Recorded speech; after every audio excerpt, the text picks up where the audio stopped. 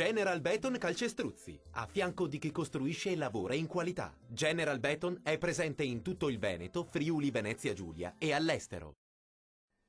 Ben ritrovati al meteo.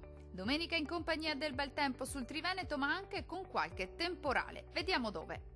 Sul Veneto sarà ampiamente soleggiato ovunque al mattino, ma dal pomeriggio non si esclude qualche breve acquazzone di calore sui monti. Altrove invece si manterrà buono, con il cielo che si presenterà sereno o al massimo poco nuvoloso ovunque. Clima caldo con temperature minime tra 20 e 26 gradi, valori massimi compresi invece tra 31 e 36 gradi circa. Spostiamoci ora a vedere che tempo farà sul Friuli Venezia Giulia.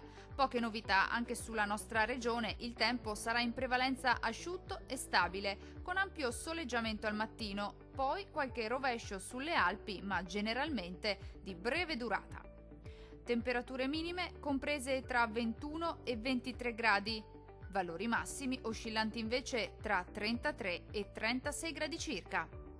Infine, la situazione meteorologica del Trentino Alto Adige. Prosegue il bel tempo un po' su tutta la nostra regione, con ampio soleggiamento ovunque, specie al mattino. Qualche temporale, tuttavia, sarà possibile al pomeriggio sui settori alpini di confine.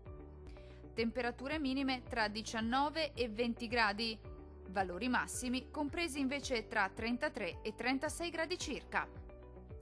Per ora dal meteo è tutto, arrivederci al prossimo aggiornamento.